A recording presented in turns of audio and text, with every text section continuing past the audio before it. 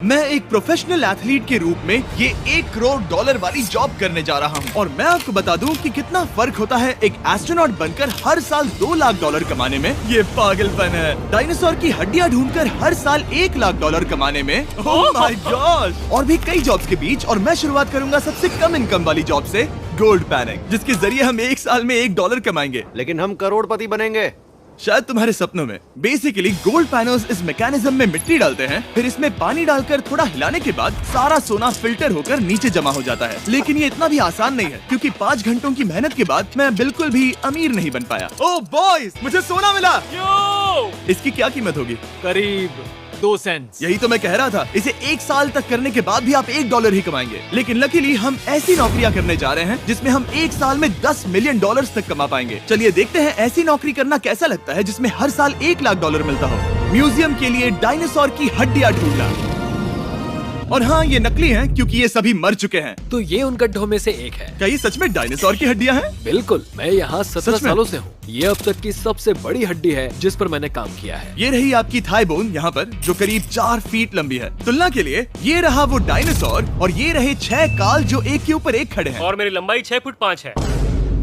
ये मेरी Jack hammers है, बड़े काम के। तुम कर सकते हो। उसे बिल्कुल पता नहीं वो क्या कर रहा है। कोई आइडिया नहीं है। आपको ये सुनकर अजीब लगेगा, लेकिन हम इस काम में बहुत बुरे हैं।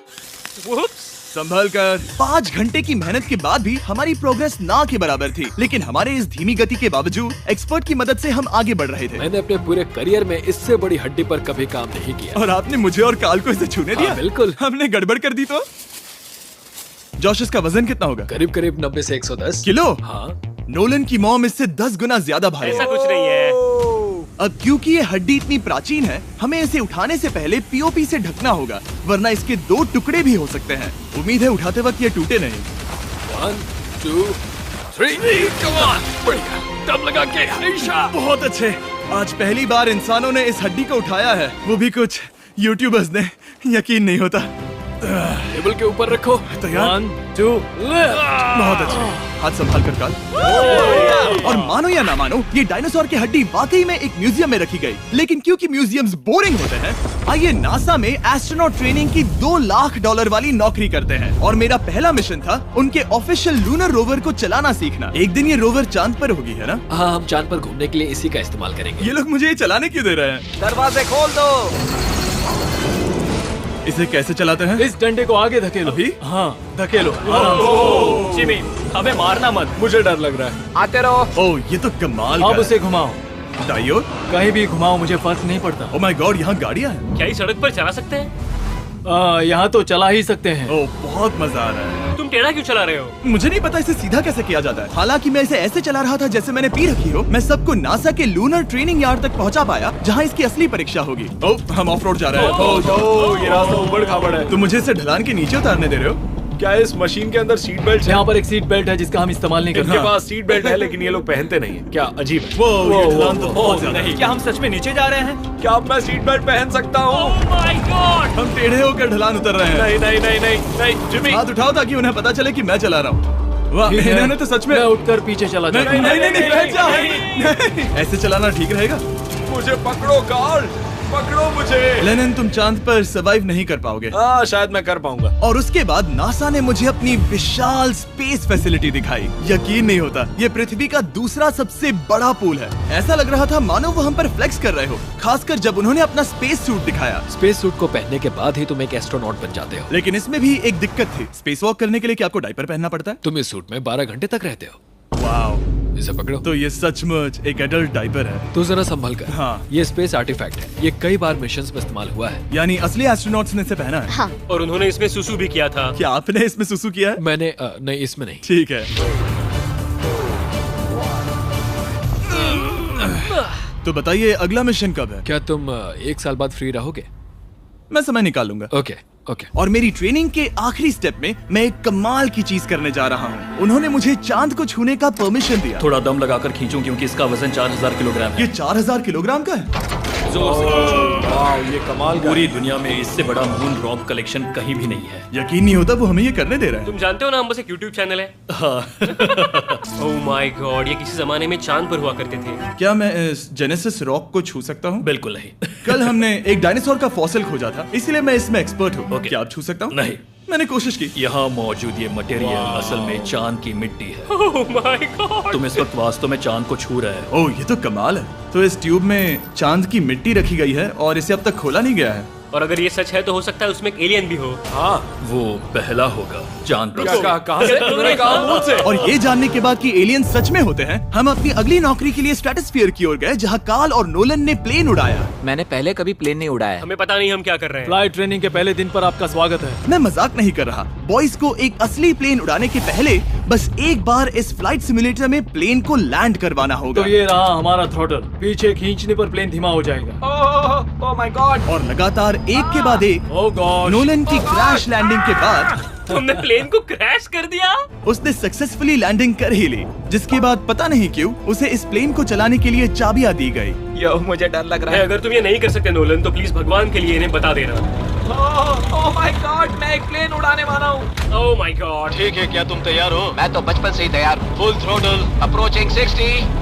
थोड़ी डगमगाहट है लेकिन अब लीवर को पीछे खींचे। हम टेक ऑफ कर रहे हैं। बहुत अच्छे। ओह माय गॉड, तुम्हारी जिंदगी मेरे हाथों में है। ठीक वो है। सच में इस पूरे प्लेन को अकेला उड़ा रहा है। हाँ, मैंने तो छुआ भी नहीं है। टर्बुलेंस की वजह से कभी क्रैश नहीं होता है ना। दरअसल अब देखो, मैं दाएं मुड़ने वाला हूँ। नहीं। दाएं मुड़ा। संभल कर, ओह माय संभल गॉड, कर। प्लेन टेढ़ा हो गया।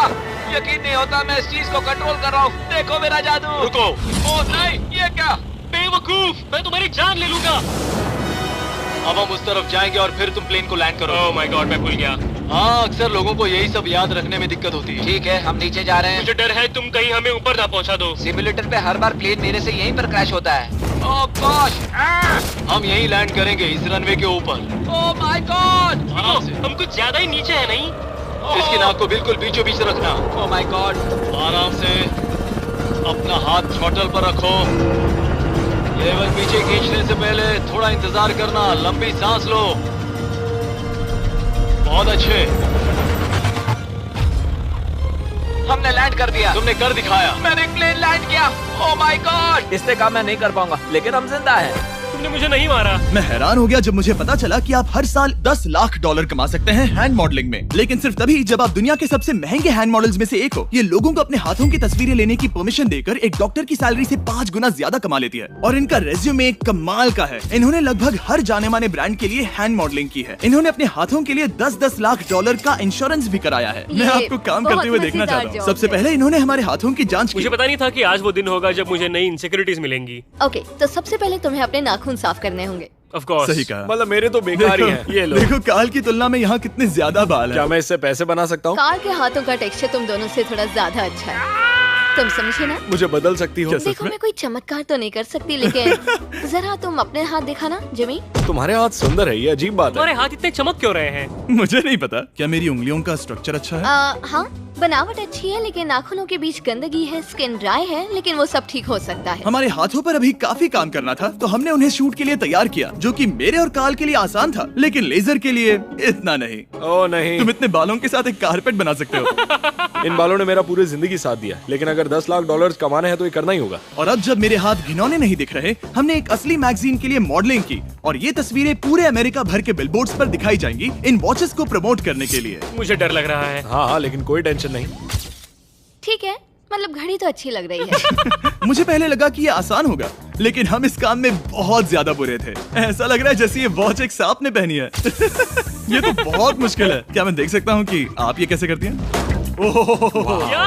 यकीन नहीं होता। प्रोडक्ट भी अच्छा लग रहा है क्योंकि आपका हाथ नहीं हिल रहा, लेकिन हैंड मॉडल बनने का मतलब सिर्फ अच्छी वॉचेस पहनना नहीं होता। कभी कभी आपको अजीब चीजें पकड़नी पड़ती हैं। तुम डर क्यों रहे हो? क्योंकि मैंने देखा कि उस आदमी के हाथ में एक सांप है। आराम से काल, आराम से। अपने दूसरे हाथ को यहाँ लो और इसका सर पकड़ो। हाँ हाँ, बिल्कुल बिल्कुल।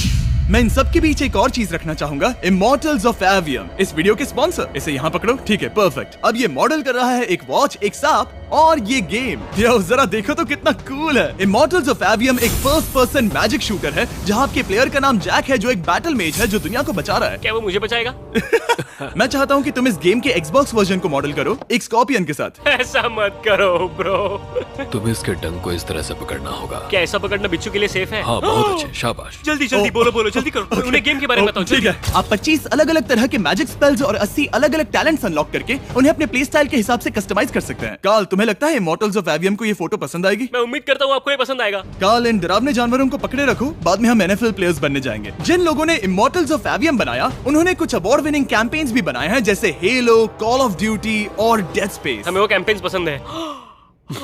ओह, ये हिल रहा है। सबसे कूल बात ये है कि उस गेम में मैं एक बॉस के रूप में हूँ और मुझे हराने पर आपको बाकी बॉसेस के मुकाबले सबसे ज्यादा गोल्ड मिलेगा। घबराओ मत, मैं हूँ तुम्हारे साथ।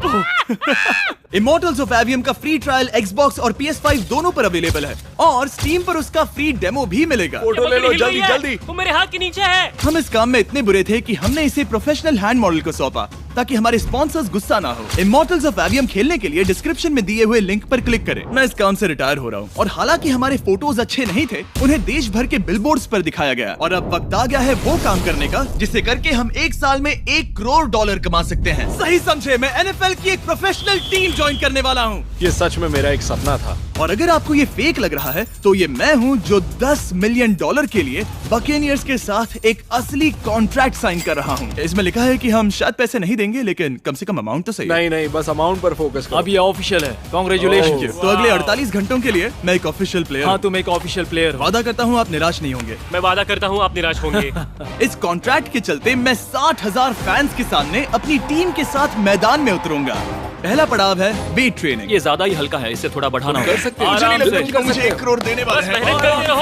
या तुम मोटिवेशन बनोगे या फिर एक लूजर।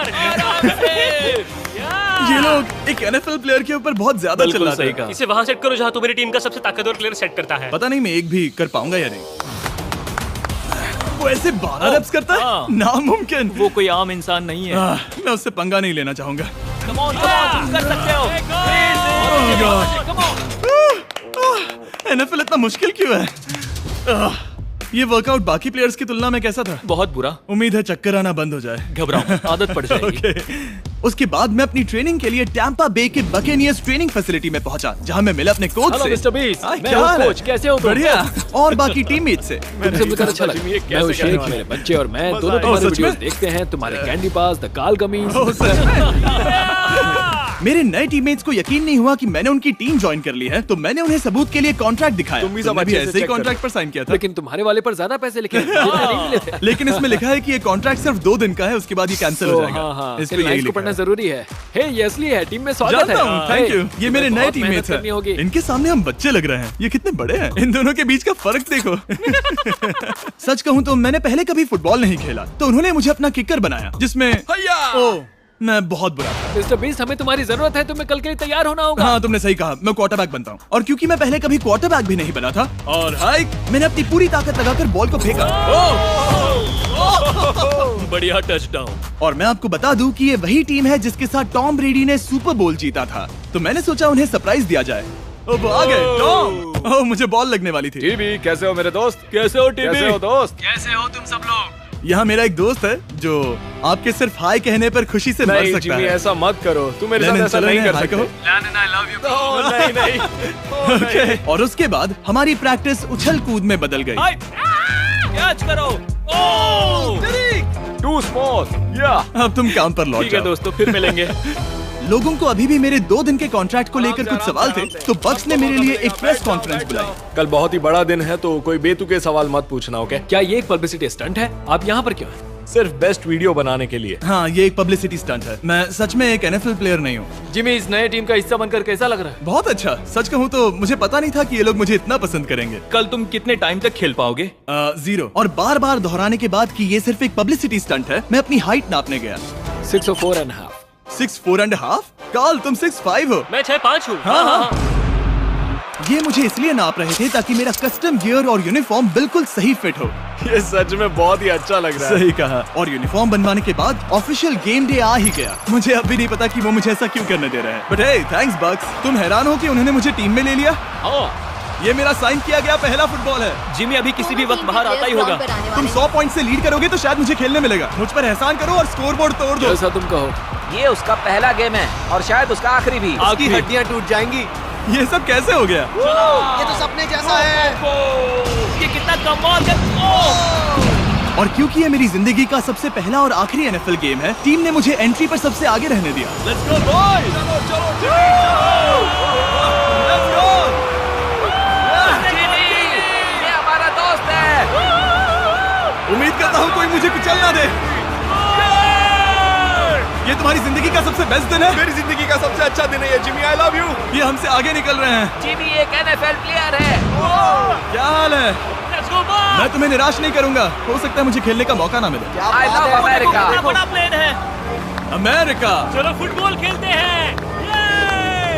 मुझे एक ऑफिशियल NFL प्लेयर बनाने के लिए मैं बकेनियर्स का शुक्रगुजार हूँ। और अच्छा हुआ कि उन्होंने मुझे खेलने नहीं दिया, क्योंकि अगर वो मुझे टैकल करते तो मेरा मरना तो तय था। मुझे लगा सब खत्म हो गया है, लेकिन फिर फैल्कन्स ने ये ट्वीट किया, मिस्टर बीस्ट के नेक्स्ट चैलेंज के लिए गोल मारो और गेम जीतो। तो बदला लेने के लिए मैंने उनका स्टेडियम उड़ा दिया।